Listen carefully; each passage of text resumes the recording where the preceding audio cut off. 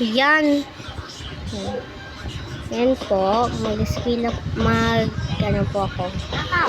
May klase po kami.